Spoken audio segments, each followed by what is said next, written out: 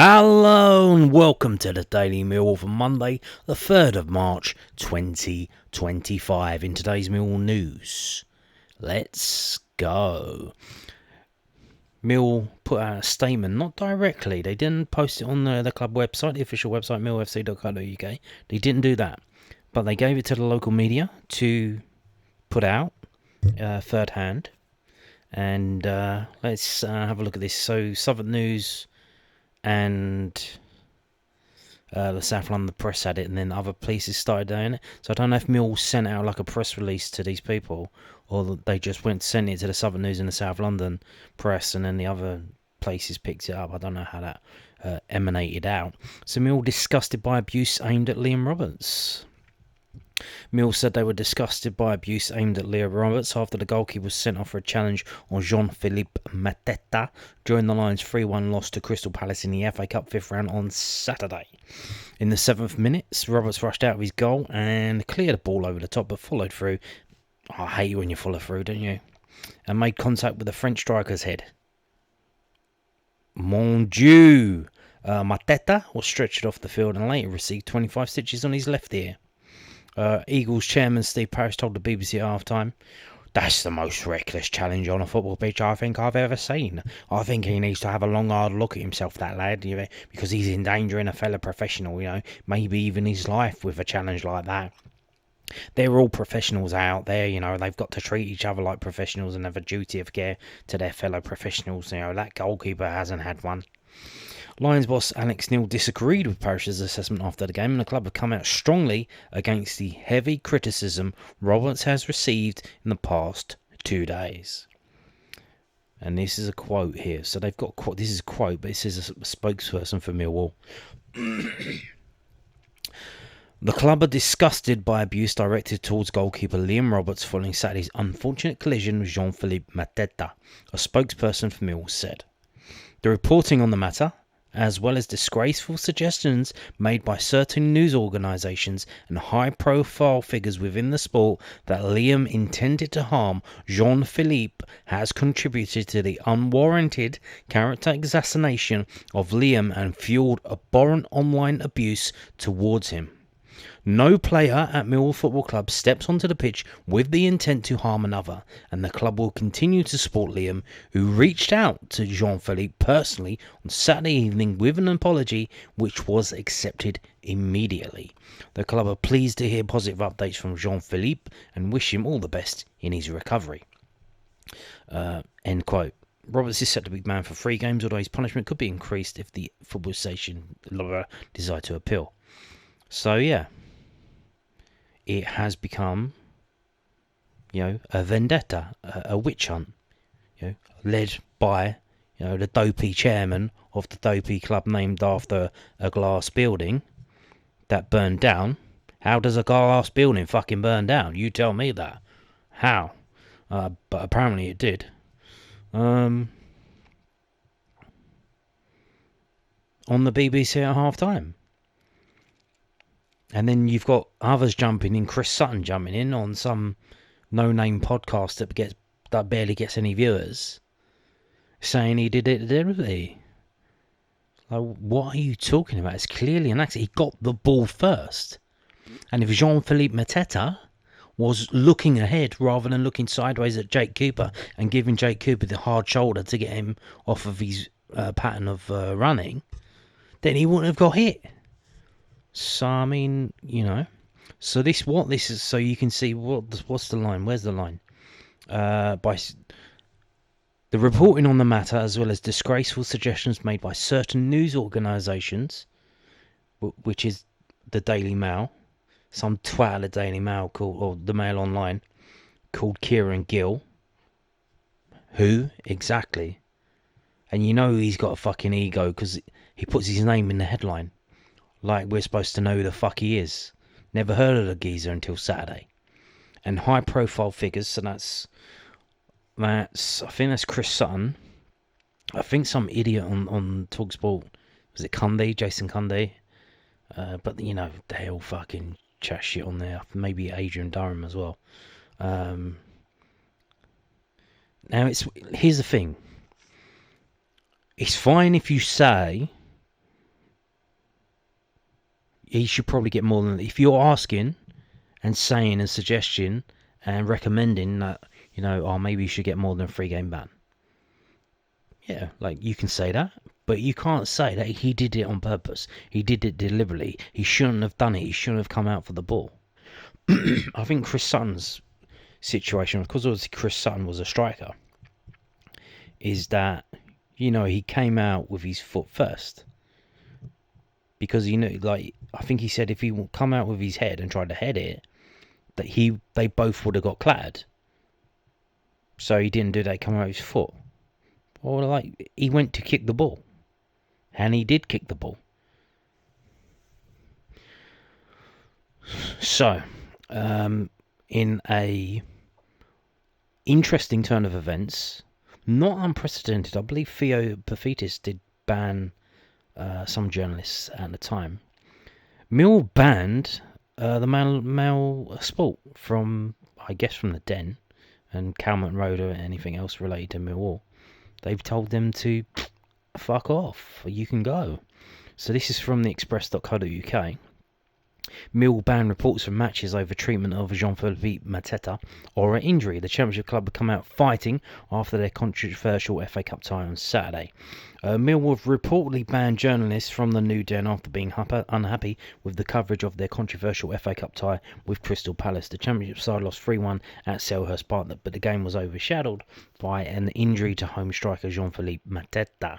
Mateta required 25 stitches after Millwall goalkeeper Liam Roberts caught him with a, they say, reckless head-high challenge. Again, subjective, in the first half. Roberts received a red car. Oh, he got a car, did he? A lovely red car. Was it a Ferrari? I think you mean red card for his horrific challenge, while Mateta was fitted with an oxygen mask before being stretched off. As he left the field, chance of Let Him Die seemed to come from the away end. According to the Daily Mail, their reporters have now been barred from attending Mill's club matches and press conferences. They claim the ban followed their request to speak to Roberts, who was ferociously criticised by Mail columnist Chris Sutton on their It's All Kicking Off podcast. The media outlet has also said club chiefs were left unhappy over the lack of coverage of Palace fans allegedly copying the Let Him Die song, which is a ubiquitous song that every club sings, when Mill's Camille Negley later went down with the injury. The Mail claims that the incident was sufficiently covered in their match reports and comment pieces. Well, it wasn't. It wasn't. I've seen it. But here's the thing nowadays. They just edit it. They edit it and they don't tell you that they've edited it or what they've done.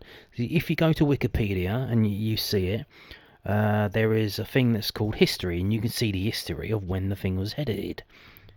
Let's start having that for newspaper articles and see what you've edited and what you've changed. Because apparently, Millwall weren't happy. The reason why this has come is that they've published this shit, this Kieran Gill twat from Mail Online. He's published this shit. But he didn't mention that, they were singing about Camille Negley when he was down.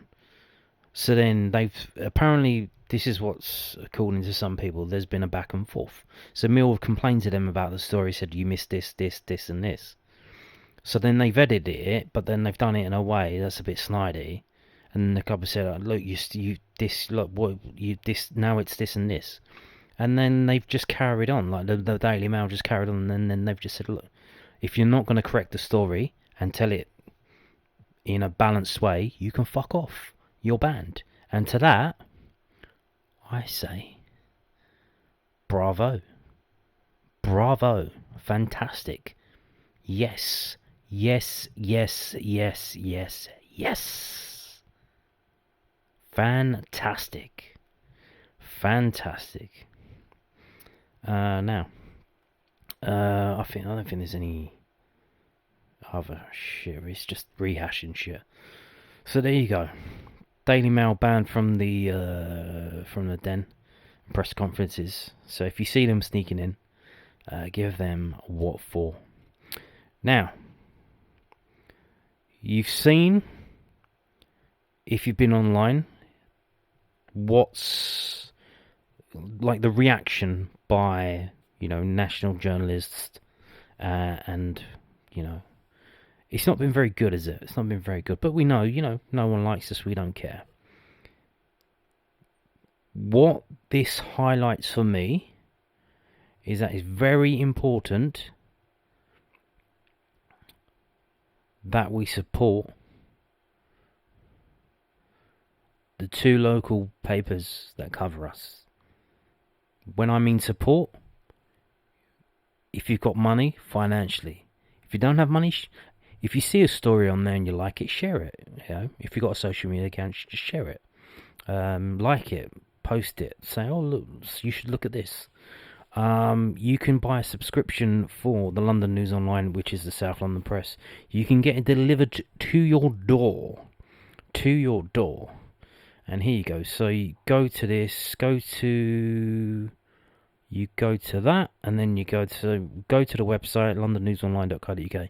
Go to newspapers. You can get it online, or you can get an actual subscription where they post it to you, and I think they even tell you the shops where it's for sale. So that's the South London Press. Please, support them. They've also got this thing here where it says donate to us. They're taking donations if you wanted to do that. And the Southwark News, they used to sell subscriptions where they delivered copies to you. They don't do that anymore, which is annoying. But they do online copies. So this is from Issue, so issuu.com/Community Matters Media, which covers all of the different newspapers that the people who run the Southern News do. South London Weekly, Southern News, Weekender, South Londoner. So, it costs you 50p. Some of these are free. I think the Southern News costs you 50p. I think the other ones are free because I think they are actually free sheets. I think they have them. Sometimes you'll get them outside estate agents and stuff. But the Southern News is 50p. So yeah, and I think the South London Weekly is like a roundup of bits and pieces from the Southern News. That might be free actually, but yeah. So Issue, this here, issuu.com/Community Matters Media. Go and support the Southern News. Go and support the South London Press, because if they go, we don't have friendly journalists backing us up. We only have the scumbags in the national media, and we know what they would cut our throats if they could get away with it. So fuck them. Fantastic that they're banned. Hopefully more of them will get banned. Maybe TalkSport if they keep chatting fucking rubbish. But we'll see. Let's go. Now, told you about this the other day. Didn't make any sense to me. The FA has to appeal to the FA about the ban. So yeah, this is from the southernnews.co.uk. I was hoping that they may have cleared it up. They haven't cleared bloody anything up. They've just repeated what I already knew. So the FA has until 1 p.m. tomorrow to decide on an appeal to extend Millwall Keeper's ban. So that's Tuesday. The Football Association have until 1 p.m. tomorrow to decide whether to submit an appeal to extend Liam Roberts' ban after the goalkeeper was given an initial 3-game suspension following his red card challenge on Jean-Philippe Mateta on Saturday. Yeah, we know all that. What's going on? Why did it do that? You didn't see nothing, right? Carry on.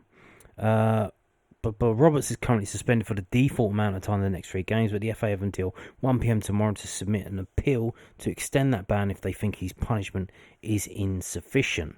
Millwall and Roberts would have until 6 p.m. on the second business day following receipt of the FA's claim, which would likely be Thursday, to explain why the current punishment is sufficient. The case would be heard by a regulatory commission, which would decide whether the initial ban was sufficient, and if not, what the new punishment would be. So again, doesn't make any sense to me. The FA appealing to the FA about a red card in FA competition. Again, you explain that one to me. Now, moving on to this from, again, the southernnews.co.uk. Millwall boss not planning to overthink FA Cup Crystal Palace loss has turned attention to big game against Bristol City. Alex Neil said he was not going to overthink Mill's 3-1 loss to Crystal Palace in the FA Cup 5th round on Saturday. And then they talk about how the game went. We know all that. Neil said after the game, his side's attention would quickly turn to their clash with Bristol City on Tuesday at the Den, who are only 4 points ahead of the Lions in 9th place. I don't think that we'll overthink what happened today, if I'm being honest. Neil said, we played Premier League opposition, we lost a player after 5 minutes. We worked hard, we showed a bit of resilience, and we stayed in the game for large parts here. Albeit they were better, and they managed to win and get a late goal and, finish the game off. Fair play. They deserve to go through, and we'll now turn our attentions to the Championship, and, Tuesday's a big game for us. So we'll do that. Now, this was announced today. CheshamUnited.co.uk. Dillon Addai recalled by Millwall. Hey ho, here we go. We've lost the goalkeeper 3 games. We have a goalkeeper out on loan. He's an under-21 goalkeeper. But they've recalled him. So the Championship side have exercised the recall clause in the loan agreement after the Emirates FA Cup tie against Crystal Palace, with Dillon returning to join the first team squad at the Den. So it suggests that you can see they said after that game. I looked to see if he was playing for them, and I saw that they were losing heavily. It was like 3-0, ended up being 4-1. He wasn't playing for them. So I wondered, why is that? What, is he injured? He's injured. No. But here's the thing. So obviously they have to announce their team at 2 o'clock. I think our game went past 2 o'clock.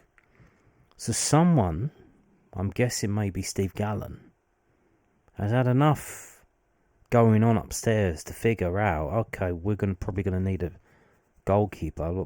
Do we get one in or do we bring Dillon back?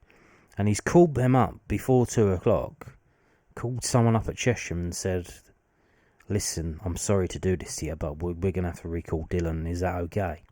Or, I guess it doesn't matter if it's okay or not because we're fucking doing it. But you see, what I mean? That's like how well run the club is now. That some immediately, probably while the Crystal Palace game was still being on, maybe Steve Gallen, I don't think he could get a ticket. He's probably at home watching it. He called someone up at Chesham and said, yeah, sorry lads, we're going to have to recall Dillon. I mean, man, he's on the ball. Dillon has made some fantastic saves over the last 3 months wearing a General shirt. There's been a fantastic presence around the club during his loan. Dillon went straight into our squad for the Bournemouth Wood game in early December and has made 16 appearances for the Generals and is the second member of his family to play for the club after Zach Kenny, who made 23 appearances for the club in the 98-99 season. Many thanks to Mill for their assistance in loaning us, Dillon trusting us with his development these last few months, and to Dillon, we'll be watching on as you take your next steps in your career. So interesting, but then I looked into it further. He didn't play in their game last week either. So I don't know what that was. He wasn't involved. He didn't start. He was on the bench. So then I don't know if something's happened, because it sounds like, he could still go back there, I think. I think the deadline for registering players is at the end of March for non-league. So he could still go back on loan there, I think. So, but I don't know. They seem to be suggesting that, that's it. Good night, Vienna.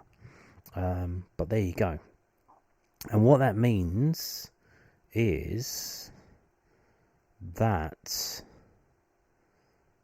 the Cardiff City versus Millwall under-21s game is going ahead. They're not cancelling it due to, goalkeepers and situation. They've decided to just crack on. So Millwall under-21s travel to Cardiff City in the Professional Development League on Tuesday afternoon. The kick-off is at 2 p.m. The fixture at the Cardiff International Sports Stadium will see Kevin Nugent's side look to pick up 3 points on the road, which will keep them in touch with top spot in the South Division. The Lions currently sit in third, with the Bluebirds 1 place and 5 points behind them, having played the same number of matches. Nugent's side are 4 points off top spot with a game in hand. Well, I think they wrote that before, because it's actually changed now. I think because I think Thingy played today. I think Brentford played today. Did they? 'Cause, 'cause I think Thingy played today. Did they? 'Cause I think Thingy played today. Did they? 'Cause I think Thingy played today. Did they? 'Cause I think Thingy played today. Did they? 'Cause I think Thingy played today. Did they? 'Cause I think Thingy played today. Brentford indeed did play today, and they won 3-0. So there you go. So we are now, what's that? We're now 6 points off top, but realistically, we were always chasing Charlton. Charlton, we've got a game in hand on Charlton now. The tables have been turned. But if we win our game today, which is our game in hand, that will only take us to 42 points. So, still going to need Charlton to slip up and capitalise on that. So we still need to outperform them and get more points than they get to push on in the league. Now, moving on to this, which got put up today by the Standard.co.uk, used to be the Evening Standard.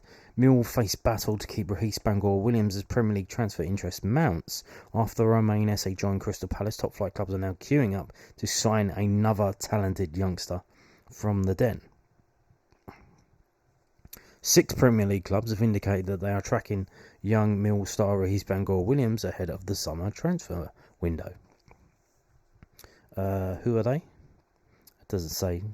See, it's underlined, so you would imagine that it links to something where it says, but it just tells you what the Premier League is.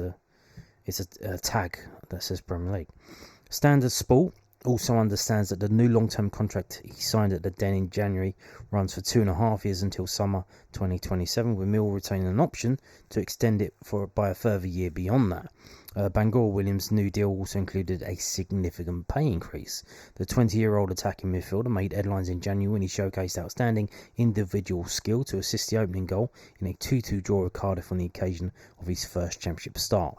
Half a dozen Premier League clubs have been scouting Bangura-Williams with an eye to potentially making their move once the summer window opens. Well, I think it's probably too soon for that.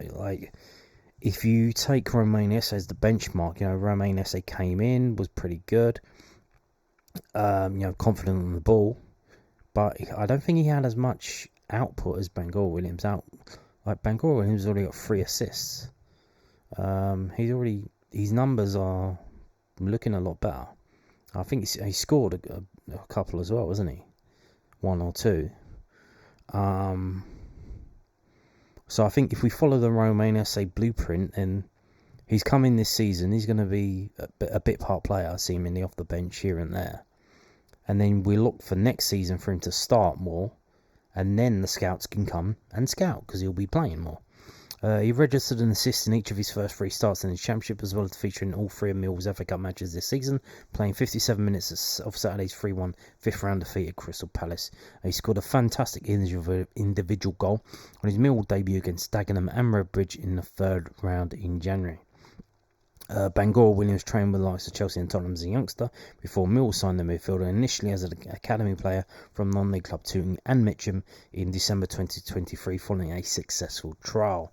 In January, Millwall sold 19-year-old Romain SA, who, like Bangura-Williams, was also born in Lambeth, for a fee of £14.5 million to Crystal Palace. So there you go. Now, got this. Nisbet. Remember him? He scored twice to rescue Aberdeen draw. They were losing 2-0. Kevin Nisbet, I believe he came off the bench. I'm not sure if he was starting. I think he may have come off the bench. And he scores 2 goals. And they draw 2-2. So couldn't get a hat-trick, but, not bad. Kevin Nisbet's 2 late goals earned Aberdeen a draw at home to Dundee United last weekend. This is from millfc.co.uk, the club's official website. The Dons were 2-0 down going into the final 15 minutes at Pittodrie, but the Scot stepped up to reduce the arrears before finding an equaliser a minute into stoppage time. Elsewhere, Adam Mayer played the full game with Kamal Grant, an 83rd minute substitute, has probably picked up a 1-0 win at AFC Wimbledon in Sky Bet League 2. Tom Lee was brought off 63 minutes in the Mason United's 3-2 home win over Salisbury in the Vanarama National League. South, I believe. Isn't it South? That's not that's the National League South. The striker hitting the post with an effort in the first half. Blah, blah, blah, blah, blah, blah. Chinockley was cup-tied and therefore missed Woking advance into the semi-finals of the FA Trophy with a 2-1 penalty shootout victory over Oxford City in the quarter-finals. That's unfortunate. That's unfortunate. Because they're Woking. I think they got all the shot in the draw. Big game. That's a massive game at that level, and the fact that he's missing out because he's cup tied, that's a shame. That's a real shame. With Dillon Addai also absent from Chesham United for their 4-1 home loss to Truro City, and Henry Hearn continues to recover from injury. And there's some games coming up. Some of them are midweek, some at the weekend. Hornchurch versus Maidstone. So obviously, sadly, it looks like Henry Hearn won't be involved in that, but Tom Lee, obviously, that is a big game Saturday. It was at 3 p.m. kickoff, so obviously, our game at Watford is an early kickoff, 12:30. If you're not going to the game, if you're going to be watching it, why not go to Hornchurch versus Maidstone United? That is going to be a big, tasty game. Why not? And Dillon Addai, he's been recalled from his loan, guys. You can take his name off the list, yeah? If you want to see Adam Mayer play at left back for some reason, you can go to Bromley versus Doncaster Rovers. Man, Doncaster Rovers. Remember when we were playing them? And now they're in League 2 playing Bromley? Wow. There you go. Oh, here's one. I don't know if this might be on TV. Oh, it's the same time as Mill's game. So probably not. But Aberdeen versus Queen's Park. So Seb Drozd, Queen's Park, scored the goal. I think it was this cup where they knocked Rangers out. They got Aberdeen away now, so that should be a good game. Aberdeen versus Queen's Park. So there you go. That's the latest Line Watch. Now, oh yeah, by the way, I shared it on the post on YouTube. The under-21 game tomorrow has been confirmed by Cardiff City on their YouTube channel that they're going to show it live on YouTube. So if you're in an office, if you're doing dossing around, you get it on your TV, on your computer, YouTube, Cardiff City's YouTube, live, 2 p.m. kickoff. Get on it and you can watch it. And I think obviously after the game as well, it'll still be up because all the other ones are still up. They don't take them down. So if you miss it, you can come to it later. After, maybe before the Bristol City game. But I've got some bad news about that. I've got some bad news about the Bristol City game. It's not on television. So even though it is a midweek game, and we were led to believe that under this new fantastic streaming deal, when all the games get moved to 12:30 on a Saturday, it's not being shown. It's not on Sky Sports Plus. Apparently, if you're international, you can watch it on Bet365. Well, I don't know about that. It's not being shown. So just to check, obviously, don't take one source at face value. You can double check it. So go to skysports.com and we go down. So these are all their live matches on Tuesday.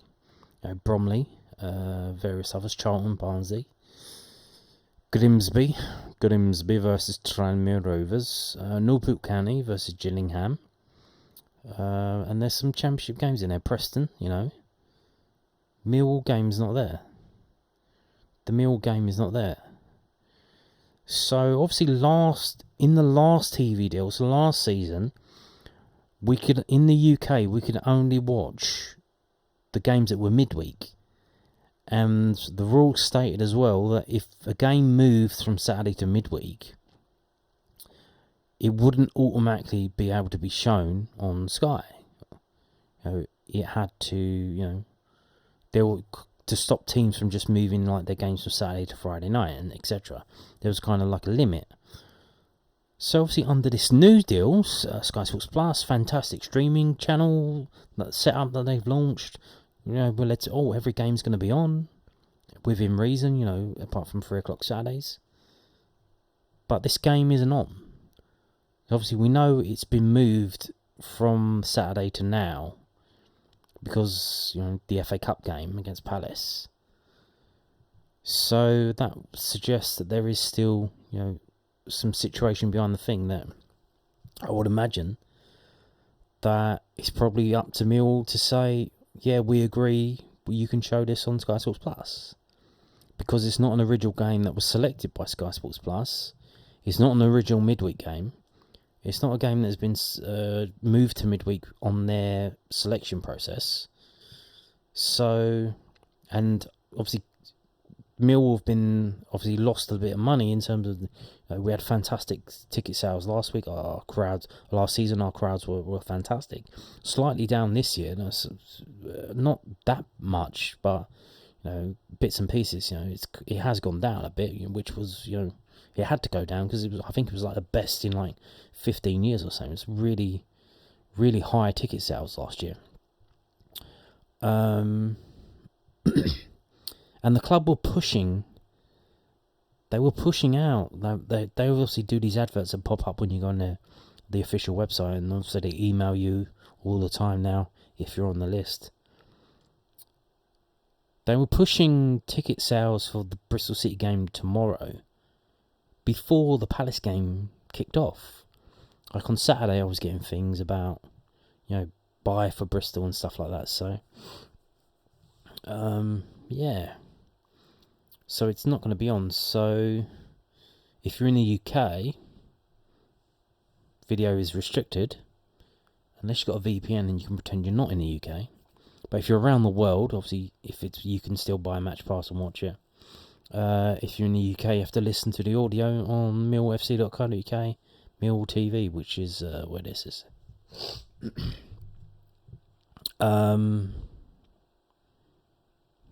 What's new? Okay. It's not on Sky Sports Plus, apparently. But there you go. So, let's get into previewing this game tomorrow. Thick and fast. And we're still talking about the game on Saturday. We've got a game on Tuesday now. Obviously, in 3 weeks' time, 2 weeks' time, we're going to get a bit of a break. There's going to be an international break after the Stoke game. So, hopefully Alex Neil can have a bit of a breather and sort some stuff out.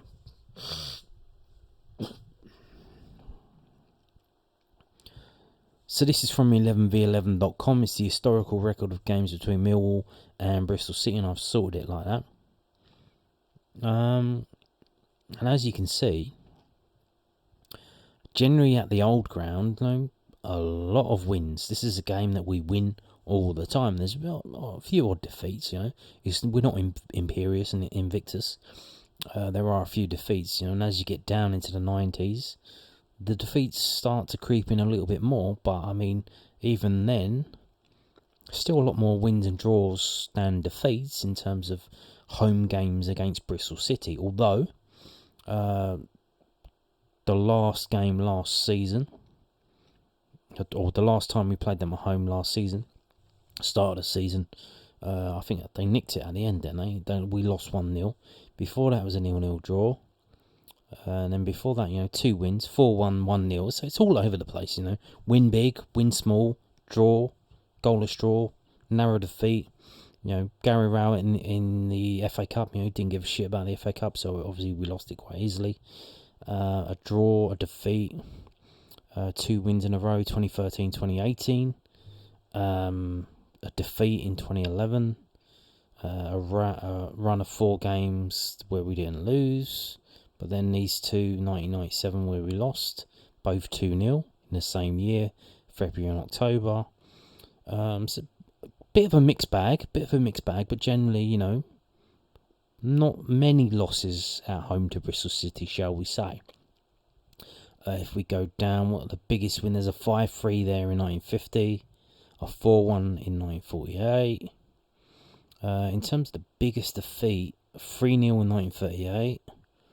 3-1 in 1954, 3-2 in 1992, and obviously the 3-0 in the FA Cup in 2021.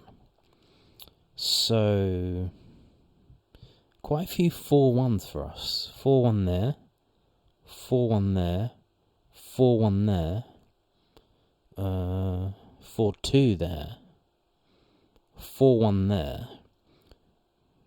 Quite remarkable that we've had 3 or 4 4-1s. But yeah, what is it? It's going to be the 4th of March tomorrow. Have we ever played them in March before? It doesn't look like it so far. Wow, okay. Here we go. Oh, actually, to the day, 4th of March in the year 2000, that was the year we went up. That was the year we won the league. League One, as it was. 4-1 win. And it looks like that's the only time we played them in March at home. Indeed. Wow. What are the odds? Man, 4-1. I'll take a 4-1 right now. Wouldn't you? 4th of March in the year 2000. 4-1 victory. Man, exactly 25 years ago. A quarter of a century. Man, are you feeling old yet? So, let's get into this. So if we sort this in the last 6 home games, it's been 2 wins, 2 draws, 2 defeats. 6 goals for us, 6 goals for them, 6 yellow cards for them, 5 yellow cards for us. This has been pretty even, really. Like I said, it's not pretty balanced. If we look at the match facts on the right hand side at the top, Mill have seen under 2.5 goals in their last 3 home matches against Bristol City in all competitions. There have been under 2.5 goals scored in Mill's last 3 games in the Championship.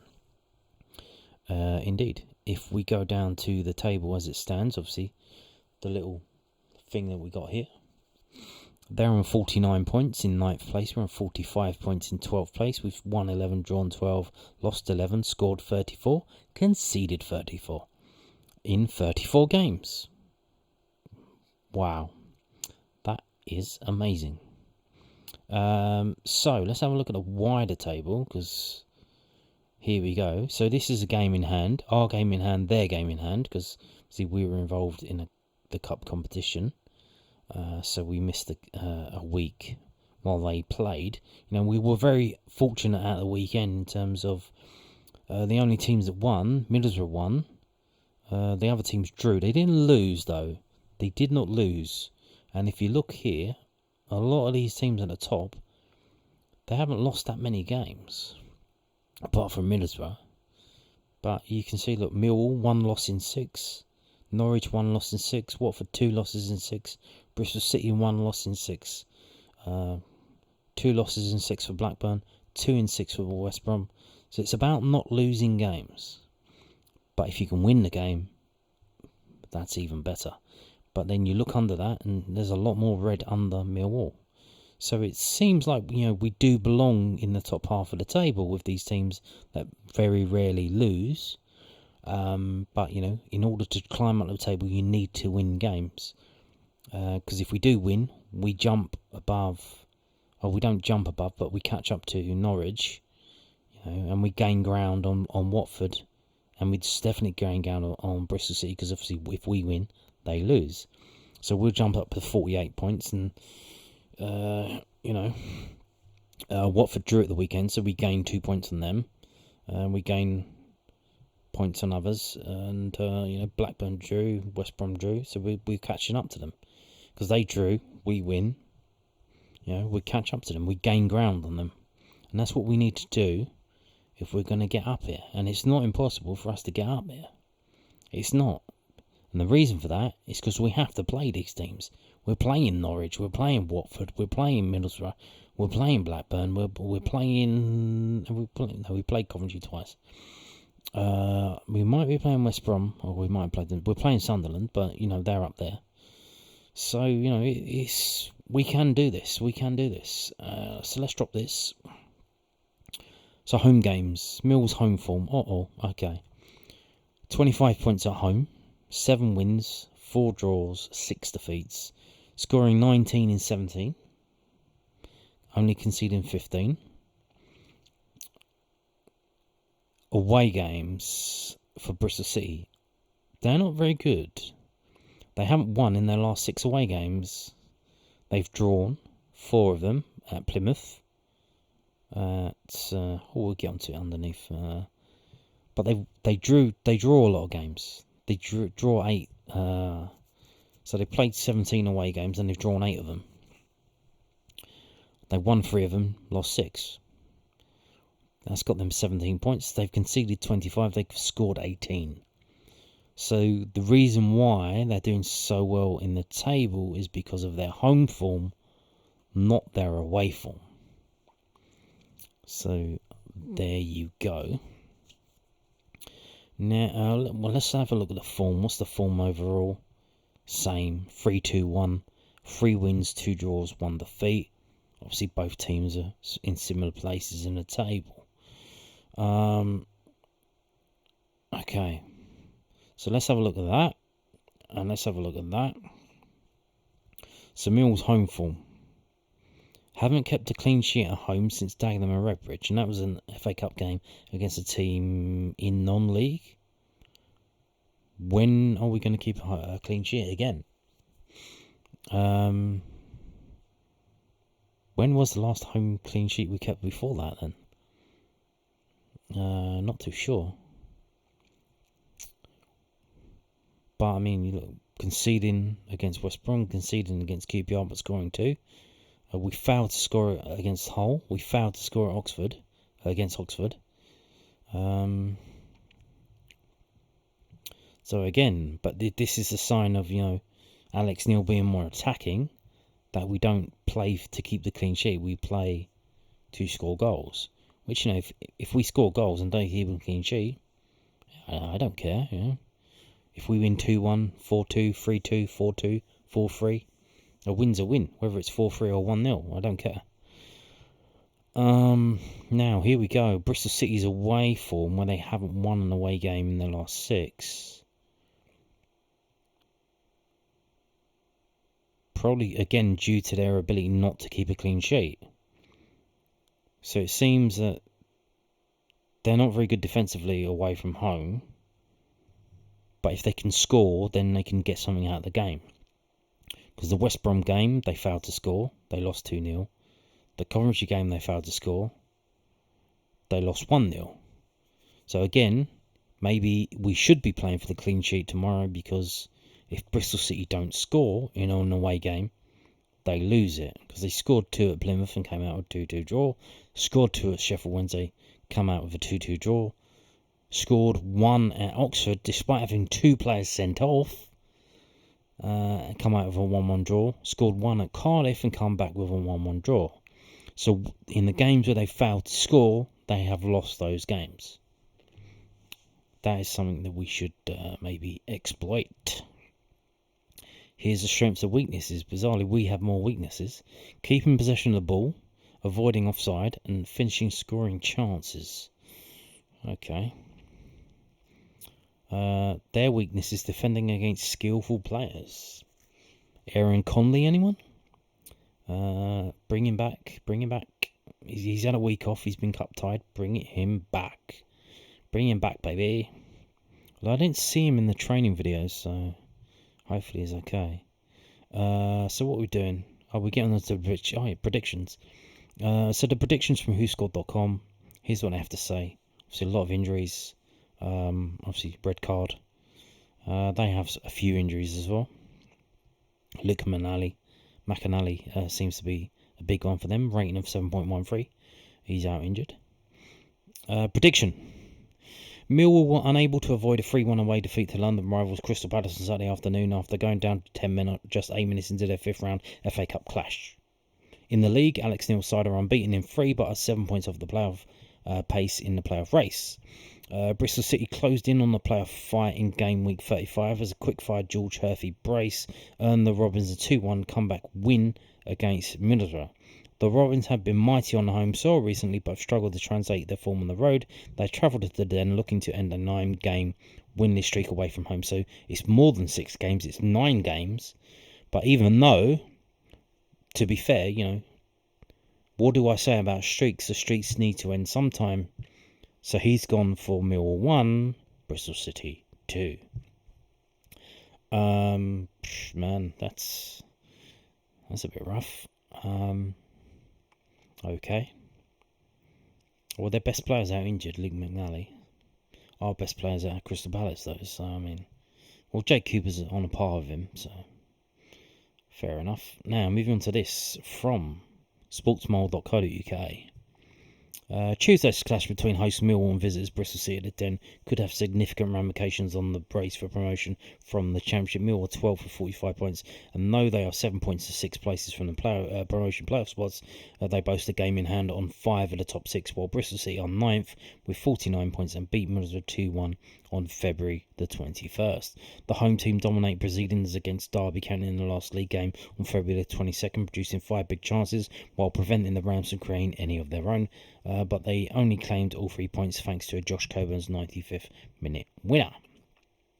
Millwall were beaten 3-1 in the FA Cup 5th round by Crystal Palace on Saturday, though they were hampered by the fact goalkeeper Liam Roberts was sent off in the 8th minute for a reckless and dangerous challenge on Jean-Philippe Mateta.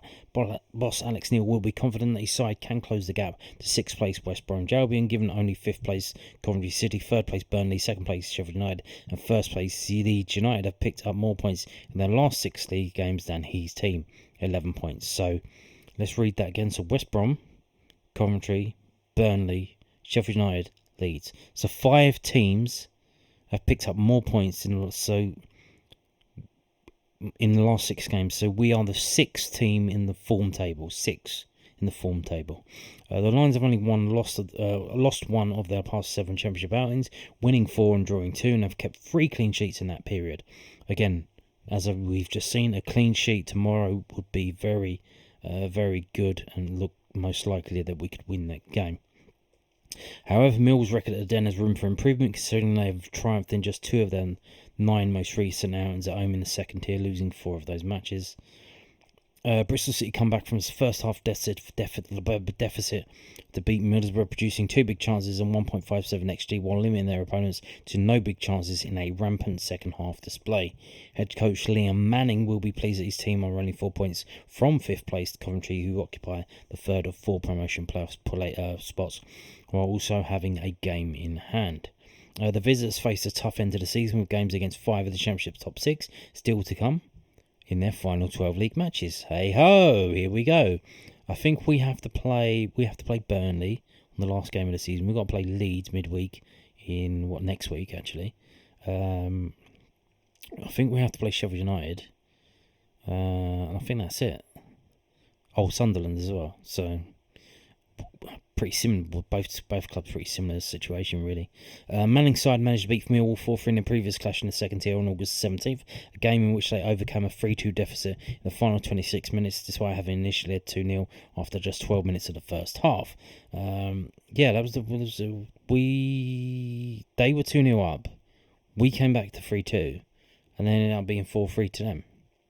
So, madness. The Robins are unbeaten in 3 outings, winning 2, but they did lose 3 and draw 2 of their prior 6. It should be noted that Bristol City are winless in their last 9 away fixtures, succumbing to defeat on 4 occasions. So, their away form is dog shit. And then they got the team news, which just lists the injuries and stuff. Prediction. We say Millwall 2, Bristol City 2. Millwall have not been particularly strong at home, though they have been difficult to beat in the past weeks. Bristol City will almost certainly have to win if they have ambitions of promotion, but their poor form on the road could cost them all 3 points on Tuesday. So, 2-2. Okay. Millwall win this game. Millwall win this game 2-0. 2-0.